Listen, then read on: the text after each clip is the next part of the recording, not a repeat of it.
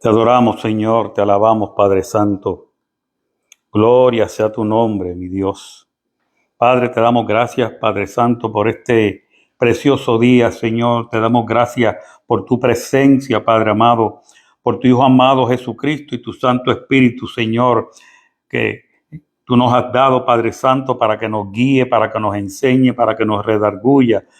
Te damos gracias, Padre Santo, por esta oportunidad de venir delante de tu presencia, Padre, y poder enseñar la palabra, Señor, tuya que tú revelaste, Señor, en las Santas Escrituras, Padre.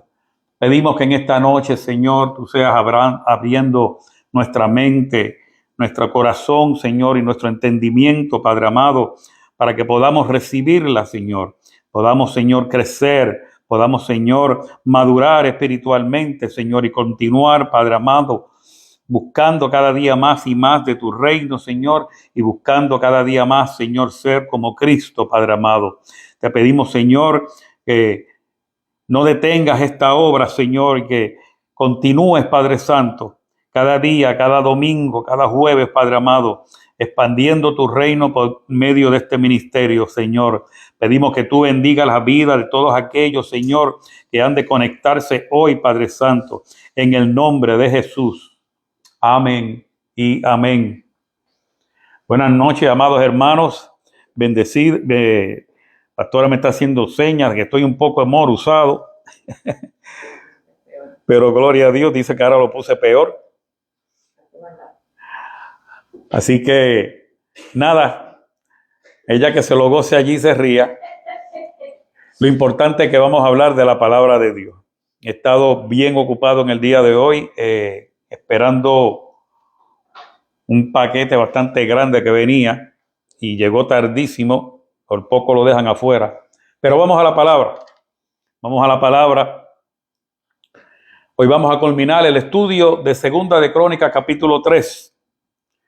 Hemos estado hablando de los materiales, hemos estado hablando de la cantidad específica, de las medidas específicas, y hoy vamos a hablar de los colores.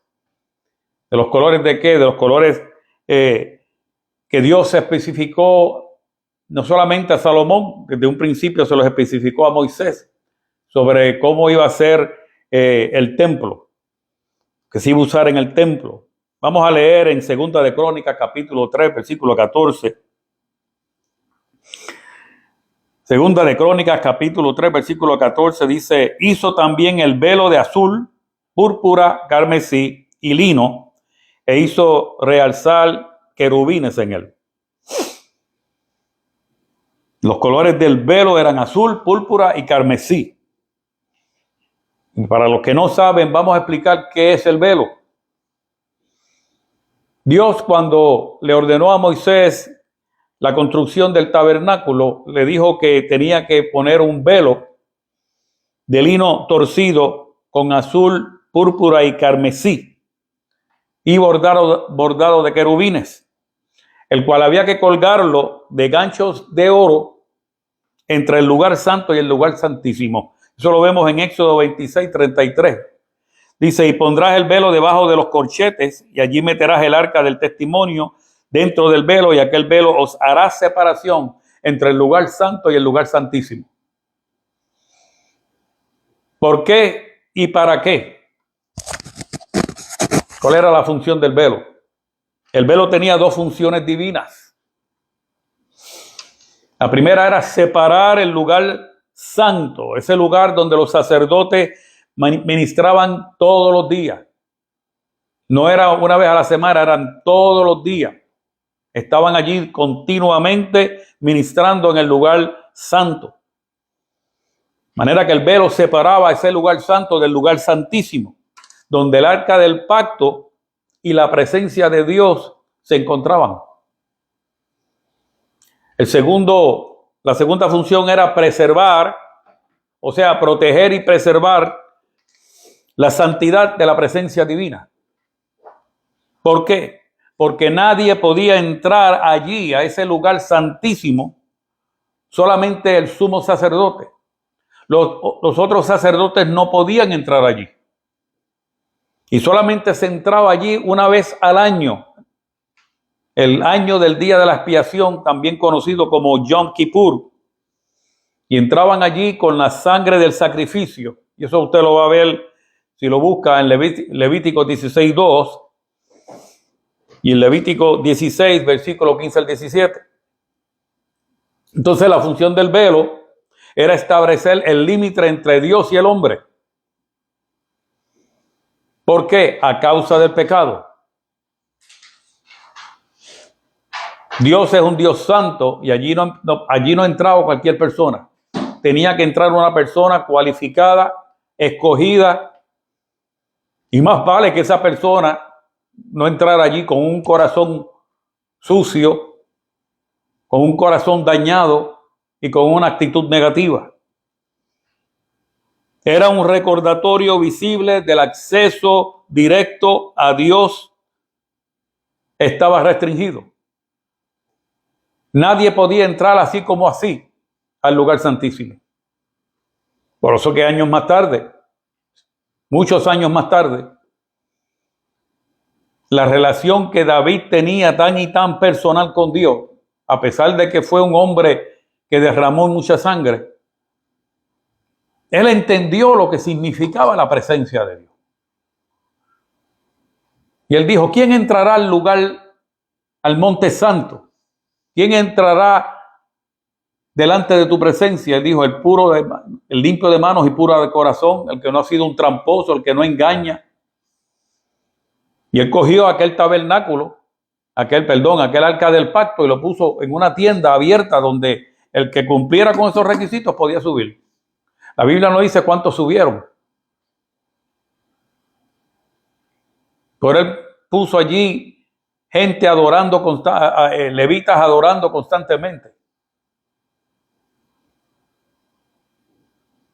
Ahora, en la época de Salomón, que es la que estamos estudiando, cuando él construyó el templo, Dios también, como podemos ver, incluyó un velo similar que cumple la misma función, que fue el que leímos al principio de los colores. Separar el lugar santísimo del resto del santuario. Proteger el acceso al lugar donde se manifestaba la gloria de Dios, o sea, la Shekinah. Y durante la época del segundo templo, en los tiempos de Jesús, el velo todavía existía y seguía cumpliendo su papel simbólico y ritual. Y más tarde vamos a hablar de ese velo en el segundo templo. De modo que los colores del velo, el azul, la púrpura y el carmesí, fueron escogidos no al azar, sino que fueron parte del diseño de Dios porque llevan en sí mismos varios principios y enseñanzas. Vamos a ver cuáles son esos principios y esas enseñanzas. El color azul señala a lo celestial, apunta hacia el cielo, hacia lo celestial, hacia donde se entiende que Dios está sentado en su trono. En Éxodo 24:10 dice, y vieron al Dios de Israel, y había debajo de sus pies como un embolsado de zafiro, o sea, un pavimento de zafiro, como una calle, un camino de zafiro, semejante al cielo cuando está sereno. Juan 3:13 dice que nadie subió al cielo, sino el que descendió del cielo. El Hijo del Hombre, el que está sentado, el que está en el cielo. De manera que el azul lo que hace es que apunta hacia donde está Dios, donde se encuentra Dios y donde se encuentra Cristo. No es ese cielo azul que usted ve, pero apunta a ese cielo porque es allí, en esa área celestial, que nosotros la vemos como si fuera el firmamento, lo azul. El azul también nos recuerda cuál es nuestro llamado y cuál es nuestra verdadera ciudadanía. Dice la palabra que nuestra ciudadanía no es en esta tierra, sino que está en el cielo. Filipenses capítulo 3, versículo 18 al 21 dice, porque por ahí andan muchos de los cuales os dije muchas veces, y aún ahora lo digo llorando, que son enemigos de la cruz de Cristo. el fin de los cuales será perdición, cuyo Dios es el vientre y cuya gloria es su vergüenza, que solo piensan en lo terrenal. Pero mira lo que dice el versículo 20. Mas nuestra ciudadanía está en los cielos, de donde también esperamos al Salvador, al Señor Jesucristo, el cual transformará el cuerpo de la humillación nuestra para que sea semejante al cuerpo de la gloria suya, por el poder con el cual también sujetar a sí mismo todas las cosas. Lo que el apóstol Pablo nos está recordando aquí es que no debemos vivir solo pensando en las cosas de esta tierra. El dinero, el placer, el éxito, la fama. A pesar de que hay personas que se dejan guiar por esas cosas y aparentan ser felices, su fin es la perdición al haber rechazado el poder de la cruz. Pero nosotros, dice Pablo, tenemos una identidad diferente. Somos ciudadanos del cielo.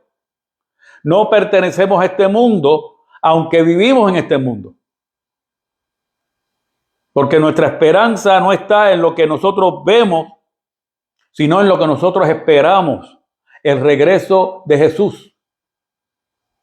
Y es por eso que no vale la pena vivir pensando en lo que este mundo nos ofrece, lo temporal, porque nuestro verdadero hogar y recompensa están con Cristo. Todo eso lo vemos representado por el color azul. Por eso Pablo contrasta dos maneras en las que el hombre vive. Habla de los enemigos de la cruz en los versículos 18 al 19, los cuales representan a aquellos que rechazan la vida y sacrificio de obediencia que la cruz implica. Dice, su Dios es el vientre, lo que significa que viven según sus apetitos carnales y egoístas. Y eso los contrasta contra los ciudadanos del cielo en los versículos 20 al 21, que representan a nosotros los creyentes, los que hemos sido redimidos, los cuales vivimos con una orientación escatológica, o sea, mirando hacia la venida de Cristo. Y cuando él dice y usa la expresión, nuestra ciudadanía está en los cielos, en el versículo 20, eso es clave. En el contexto de Filipo, una colonia romana muy orgullosa de su ciudadanía, Pablo les recuerda que el cristiano pertenece a un reino superior al reino de Dios. Son muchos los que dicen, oh, yo soy orgulloso de ser puertorriqueño, o yo soy muy orgulloso de ser dominicano o cubano, qué sé yo qué. Si usted es un creyente en Cristo, su ciudadanía está en el cielo, no está ni en Puerto Rico, ni en Cuba, ni en República Dominicana, ni mucho menos aquí en los Estados Unidos. Nosotros estamos aquí temporariamente. Finalmente, en el versículo 21, Pablo revela la esperanza futura, nuestra glorificación.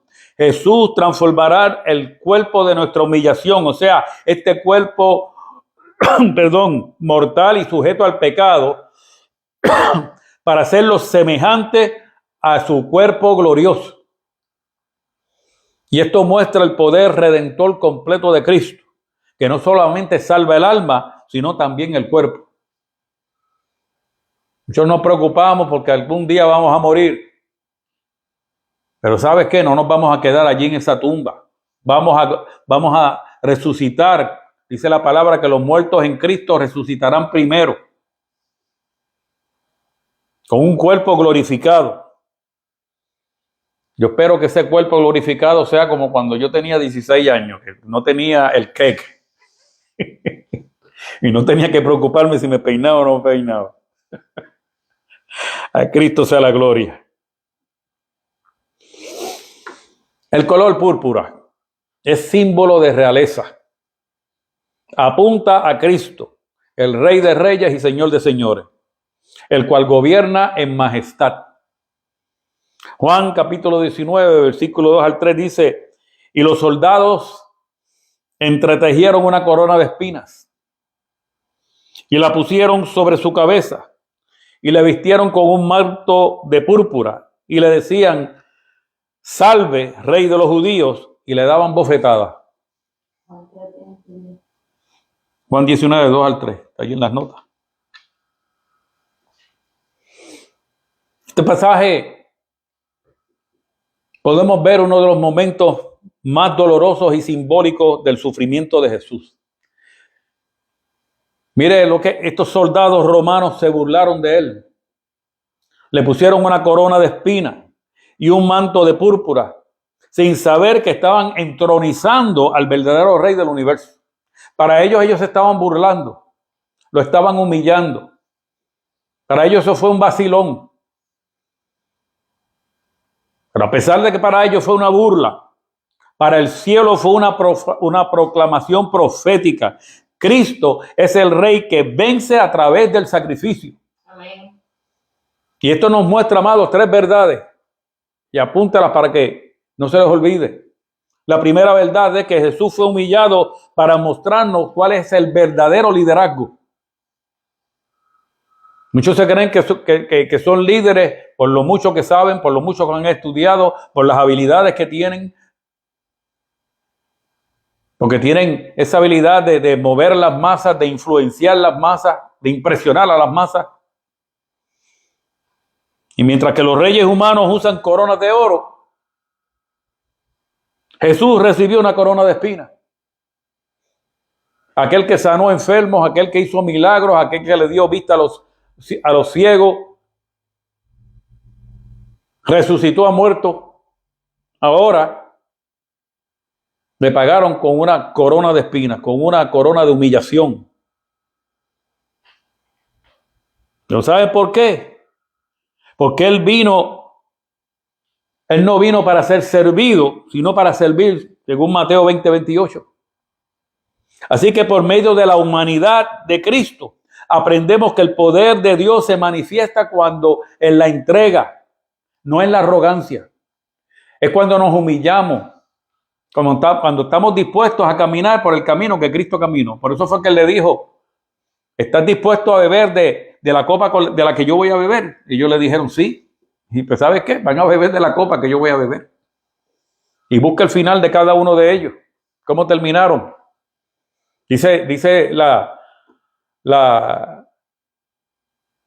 ¿cómo que se dice?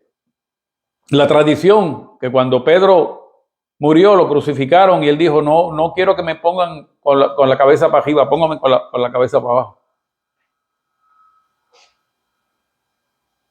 Si eso fue cierto o no fue cierto, no lo sé.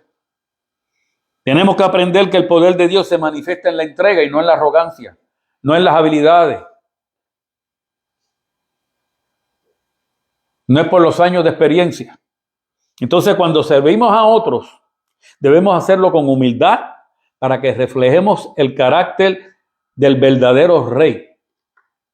Segunda verdad: Jesús fue burlado, pero no perdió su identidad.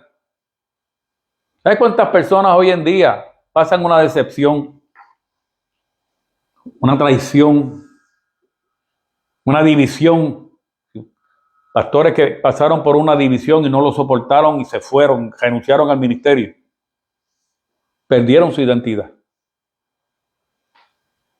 Pero Jesús, se burlaron de él, lo humillaron por medio de la muerte más dolorosa y más asquerosa y más humillante que había en aquella época, la crucifixión. Lo vistieron de púrpura para ridiculizarlo. Pero él sabía quién él era, porque no respondió con la ira ni con el odio, pues su propósito era más grande que su dolor. Dice Filipenses 2:8 que se humilló a sí mismo, haciéndose obediente hasta la muerte.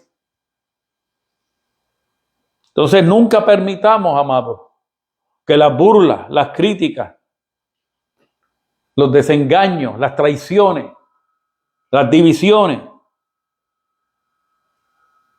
no permita que otros definan quiénes nosotros somos. Mantengámonos firmes en la identidad que nos ha sido dada por Dios. Tercera verdad: La corona de espinas se convirtió en símbolo de la victoria. Lo que representaba sufrimiento se transformó en gloria. Dice Hebreos 2:9 que Jesús fue coronado de gloria y honra a causa del padecimiento de su muerte. De modo que la cruz, lo cual fue símbolo de vergüenza, al final se convirtió en el trono del Salvador.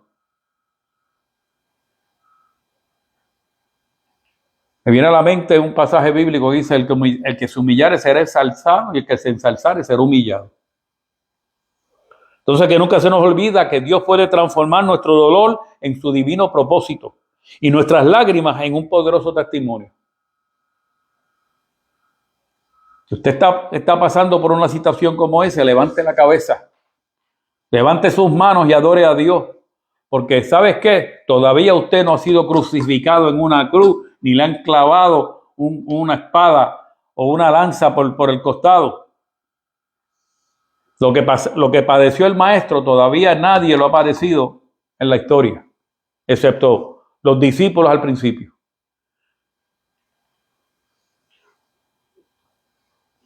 Entonces, podemos concluir que Jesús aceptó el ser humillado para que nosotros fuéramos exaltados con él. Su corona de espinas abrió el camino para nuestra corona de vida. Dice Apocalipsis 2:10 que sé fiel hasta la muerte y yo te daré la corona de vida. Entonces, cada vez que recordamos su sufrimiento, también debemos recordar su victoria. Por eso nosotros los evangélicos, cuando usamos la cruz en nuestros altares, la cruz está vacía.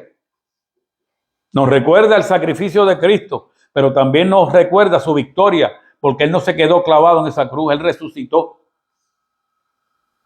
El Rey humillado ahora es el Rey glorificado y pronto volverá a reinar en gloria. Ahora vamos a ver el significado del último color, el carmesí. Carmesí es símbolo de sacrificio. Amén. El carmesí es símbolo de sacrificio. Vayamos a Isaías capítulo 1, versículo 18. Dios hablándole por medio del profeta Isaías al pueblo de Israel. Dice: venid luego, dice Jehová, y estemos a cuenta. Vamos a arreglar cuentas ustedes y yo. Eso es lo que le está diciendo. Venid luego, dice Jehová, y estemos a cuenta. Si vuestros pecados fueran como la grana, como la nieve serán emblanquecidos. Si fueran rojos como el carmesí, vendrán a ser como blanca lana. El libro de Isaías comienza mostrando cómo el pueblo de Israel se había apartado de Dios. Habían caído en la idolatría, habían caído en la injusticia y en el pecado, mas sin embargo, Dios no los rechaza por completo. Dios pudo haber acabado con ellos. Los hubiera destruido, como destruyó las ciudades de Sodoma y Gomorra, pero Dios no lo hizo.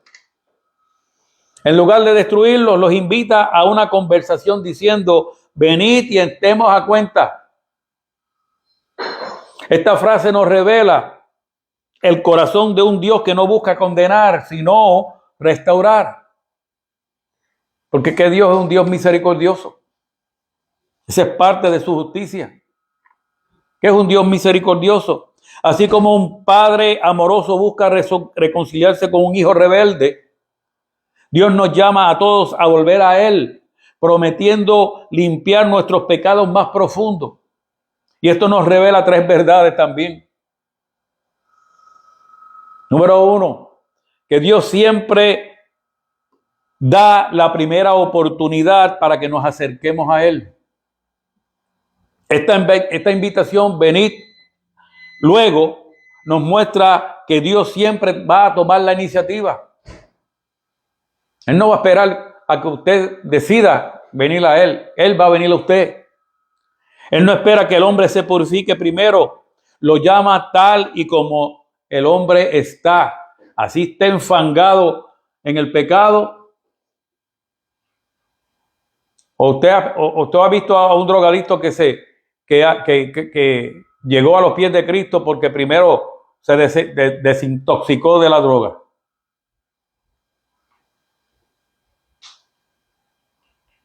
O porque una persona de vida alegre abandonó esa vida alegre y decidió santificarse y entonces Cristo vino. Eso no es así. Dios no espera que el hombre se purifique primero, lo llama tal y como está. En Romanos 5:8 dice, Dios muestra su amor por nosotros, en que siendo aún pecadores, Cristo murió por nosotros. Si Cristo hubiera esperado porque la humanidad de aquella época se hubiera santificado y hubieran arreglado el camino, como Juan les estaba diciendo que lo hiciera por medio del bautismo, nunca hubiera tenido que pasar por la cruz. Por eso, aunque Israel, había fallado, Dios siguió extendiendo su mano y todavía hoy continúa extendiendo su mano, no solo al pecador que nunca le ha conocido, también a aquellos que, como dice Hebreos capítulo 6, versículos 4 al 6, aquellos que fueron iluminados y gustaron del don celestial y fueron hechos partícipes del Espíritu Santo y asimismo gustaron de la buena palabra de Dios y los poderes del siglo venidero y recayeron. Aquello lo cual este servidor lleva ya 5 años predicándole para que vuelvan a los pies de la cruz, para que regresen a servir a Cristo. Aquellos que aprovecharon la pandemia para decir, patitas, ¿para qué se quieren? Porque habían pasado por desilusiones, habían pasado por procesos de manipulación, estaban frustrados, estaban, como dicen en mi país, estaban hartos ya. Hastiados de las cosas que estaban pasando en la iglesia. ¿Y sabes qué? Esas cosas están pasando desde los tiempos de Israel. Porque aún los mismos sacerdotes, es más, habían profetas que estaban profetizando falsamente. Pasó en los tiempos de Jesús, pasó durante la época apostólica y ha seguido pasando a lo largo de toda la historia. Aún para esto también hoy Dios extiende su mano cuando hay un arrepentimiento genuino. Por eso no importa cuánto haya fallado, amado. Dios te sigue diciendo hoy, ven y hablemos, quiero restaurarte. Segunda verdad, el pecado mancha, pero Dios puede limpiarlo por completo. Dios por medio del profeta Isaías usa 2 colores intensos, la grana y el carmesí. Eran tintes rojos intensos y permanentes. A la vez que se manchaba una de las vestiduras de ellos con uno de esos tintes, forget it. No salía. En otras palabras, eran manchas imposibles de quitar por medios humanos.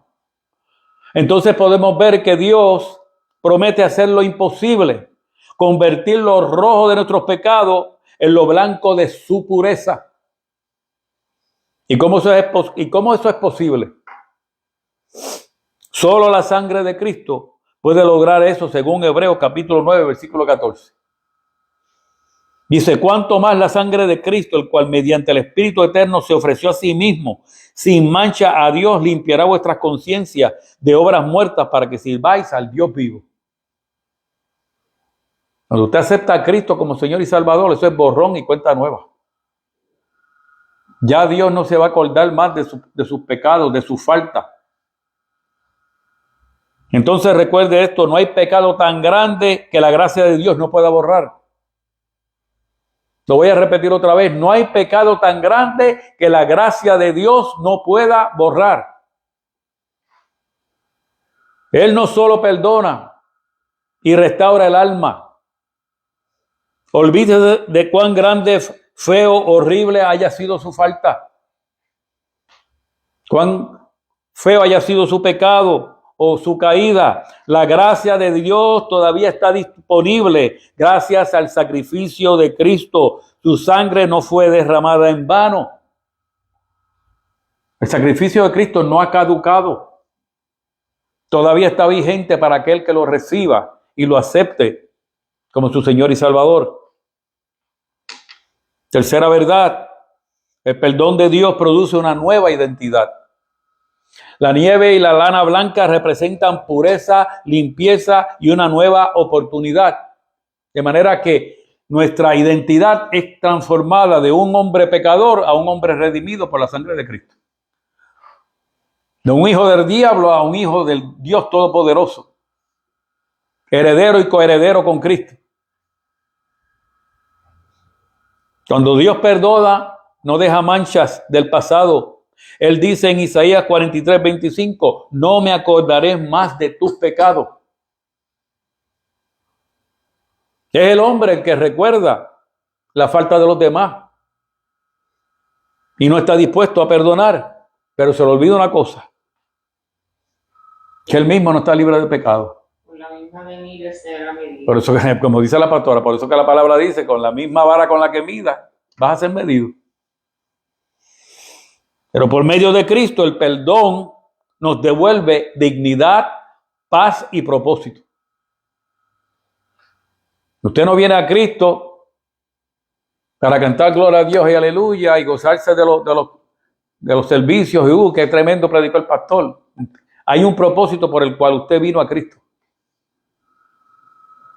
De modo que nunca se nos olvide que el perdón de Dios no solo nos limpia, nos transforma, nos devuelve nuestra dignidad, nos da paz y nos da un propósito divino. Porque después del perdón hay un nuevo comienzo. Entonces Isaías capítulo 1 versículo 18 es más que una invitación al perdón. Es una promesa de restauración total. Dios no rechaza al pecador arrepentido. Él dice, si tus pecados fueran como la grana, yo los haré como blancos como la nieve. Hoy, esa promesa se cumple en Cristo Jesús. Amén. Con su sangre nos limpia de todo pecado. Así que, si usted se siente que le ha fallado a Dios, amado, escuche su voz en esta tarde diciéndote, ven, estemos a cuenta. Yo puedo hacerte de nuevo. Yo puedo hacerte nuevo. Yo puedo restaurar tu vida. Yo puedo levantarte del lodo cenagoso en que has caído. Yo puedo restaurar tu vida a lo que habías conocido anteriormente. Yo puedo hacer de ti una persona de propósito. Pero tienes que venir y estar en cuenta con Dios. Ahora, ¿por qué nosotros hemos hablado todo esto del templo? Porque el templo señala a Cristo. Aquel tabernáculo, aquel primer templo, aquel segundo templo, aquel que Jesucristo dijo, destruiréis este templo y yo lo construiré en 3 días. Que la gente dije, pero es que está loco, si entonces tardaron qué sé yo cuántos años y él lo quiere, dice que lo construye. Estaba hablando de su cuerpo.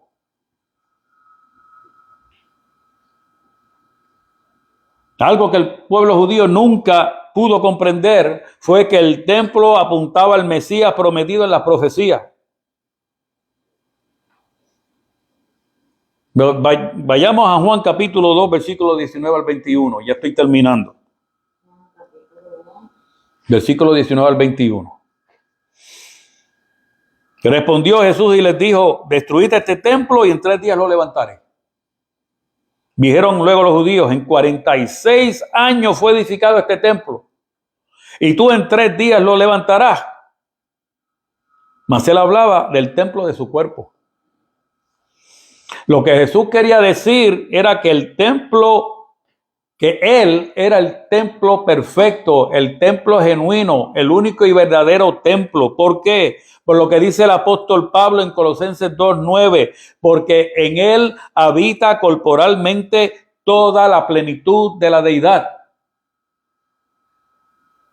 Los sacerdotes iban a buscar la presencia de Dios en el lugar santísimo, una vez al año.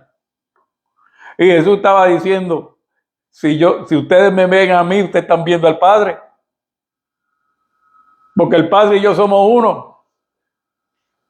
Yo soy ese templo. Olvídate de ese templo de piedra. Su cuerpo fue medido. Un plan perfecto, orden según Dios, su vida de oro puro, su sangre carmesí nos dio acceso a la presencia de Dios. Mateo 27, versículos 50 y 51. Dice, mas Jesús, habiendo otra vez clamado a gran voz, entregó el Espíritu. Y mire lo que sucedió. Estamos hablando del templo. Y empezamos hablando del velo. Y usted sabe para qué era el velo. Dice, y he aquí, el velo del templo se rasgó en dos, de arriba a abajo, y la tierra tembló y las rocas se repartieron. Eso no era un templo, eso no era un velito chiquitito, eso era un velote enorme. Imagínense una de esas cortinas grandes de los teatros. Si usted quiere jajar una parata de esa, tiene que darle una cortadura y jalar bien rápido. ¿Y cómo se va a rajar? De abajo hacia arriba. Allí no habían high reach, allí no habían escaleras, no habían andamios para que el templo, para que ese velo se rajara de arriba hacia abajo.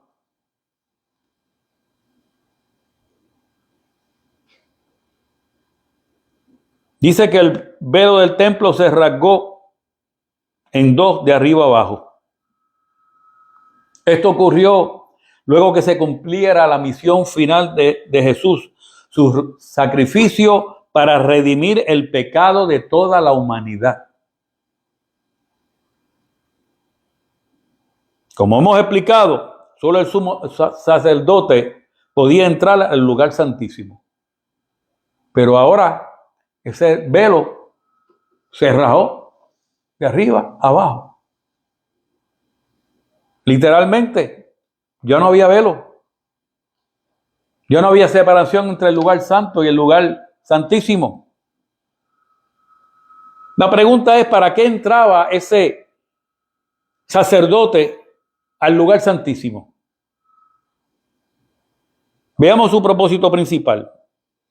El sumo sacerdote entraba para ofrecer sacrificio por el perdón de los pecados del pueblo y de sí mismo.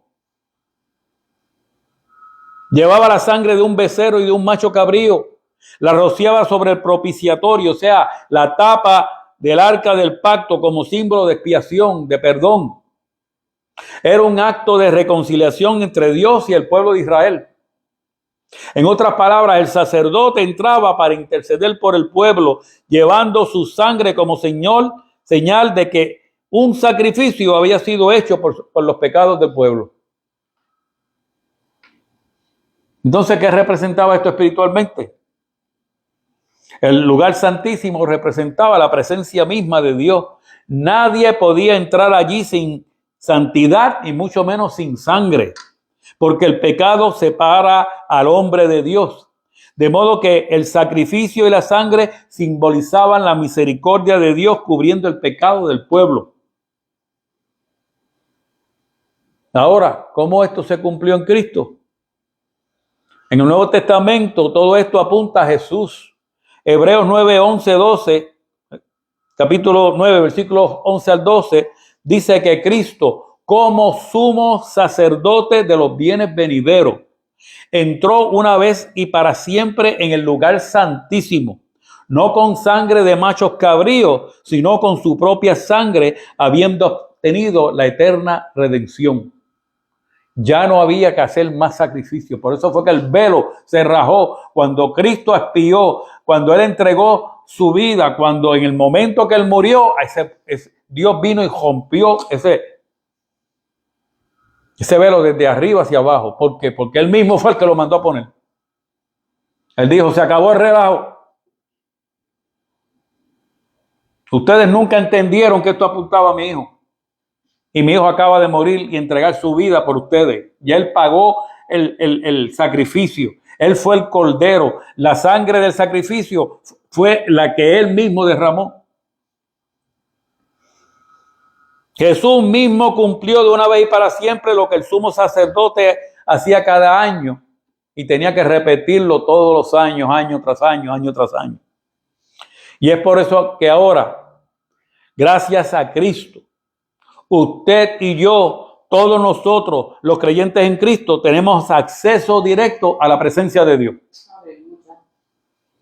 Hebreos capítulo 10, versículo 19 al 22 dice: así que, hermanos, teniendo libertad para entrar en el lugar santísimo por la sangre de Jesucristo, por el camino nuevo y vivo que Él nos abrió a través del velo, esto es, de su carne, y teniendo un gran sumo sacerdote sobre la casa de Dios, acerquémonos con un corazón sincero, en plena certidumbre de fe, purificados los corazones de mala conciencia y lavados los cuerpos con agua pura.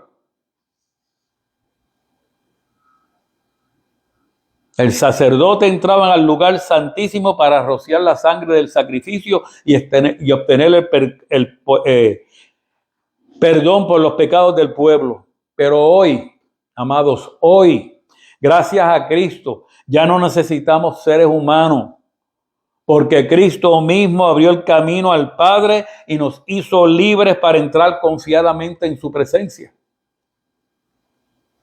Así como la sangre abría la puerta del lugar santísimo, la sangre de Cristo nos abrió la puerta al trono de la gracia. Nuestra adoración verdadera es reconocer a Cristo como Rey y Salvador, y hoy nos invita a, como dice Hebreos 4:16, a entrar confiadamente al trono de la gracia. No mires tu pasado. No mires los errores que cometiste hoy mismo. Los corajes que pudiste haber pasado por la carretera o con el jefe durante el día. Los pensamientos que pudieron haber venido a tu mente. No mires eso. Entra confiadamente al trono de la gracia. Porque ya Cristo pagó por tus pecados.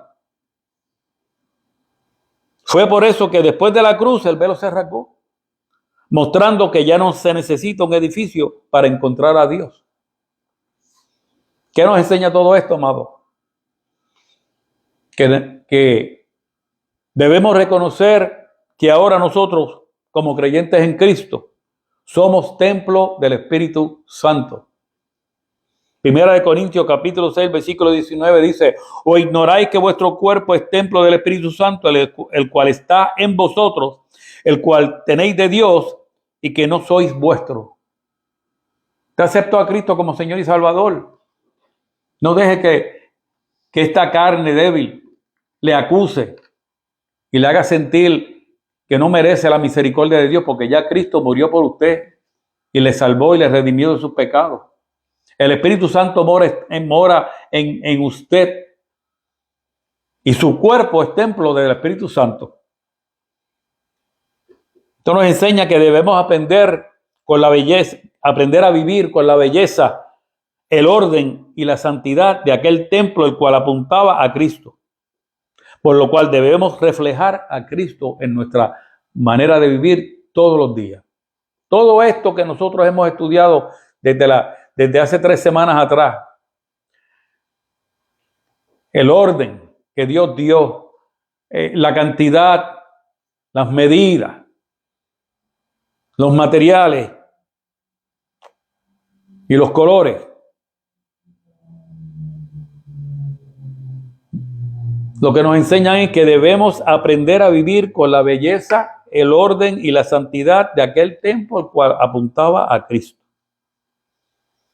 Las medidas nos llaman al orden de Dios, porque Dios es un Dios de orden. Los materiales revelan su gloria y el valor de su pueblo. Los colores anuncian el camino de la redención.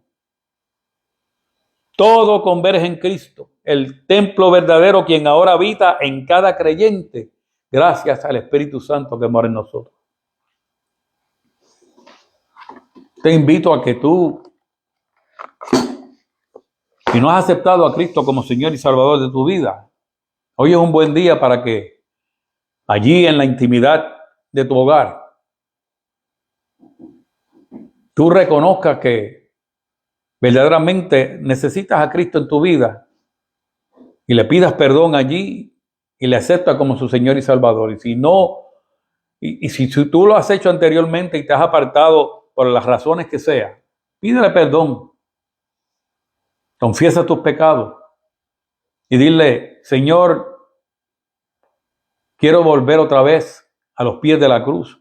Quiero que tu Espíritu Santo continúe obrando en mi vida y reconcíliate con Dios. Vuelve y estudia estas 3 enseñanzas y aprende de ellas y permite que el Espíritu Santo continúe obrando en tu vida. Este es el pastor Ángel Luis Rivera de Cristo Rey International Ministry, diciéndote que si quieres bendecir a este ministerio adorando a Dios por medio de los diezmos y las ofrendas, porque adoramos a Dios no solamente dándole gracias, adorando su nombre, cantando coritos y alabanza, adoramos a Dios también dándole de aquello que Dios nos ha dado, porque todo lo que somos, todo lo que tenemos, lo tenemos gracias a su misericordia. Bien pudimos haber nacido en un país pobre, mas hemos nacido y vivimos en un país próspero. Y de lo que Dios te ha dado, si tú quieres adorar a Dios por medio de los diezmos y las ofrendas, lo puedes hacer por medio de la aplicación Cash App, escribiendo el signo de dólares Cristo Rey IM, o por medio de la aplicación de Zelle, marcando el 321-437-1600. 321-437-1600. La palabra de Dios dice que Dios ama al dador alegre. Y si esta palabra ha sido de bendición a tu vida, semana tras semana, entonces comienza a adorar a Dios y a mostrarle tu agradecimiento por medio de los diezmos y las ofrendas. Yo te bendigo. Comparte este video. Dale share para que des por gracia lo que por gracia has recibido. Dios te guarde y Dios te bendiga. Nos vemos el domingo a las 9, si quieres venir aquí a adorar a Dios en vivo, o a las 9:30 cuando comenzamos por Facebook Live la transmisión. Dios te bendiga. Buenas noches.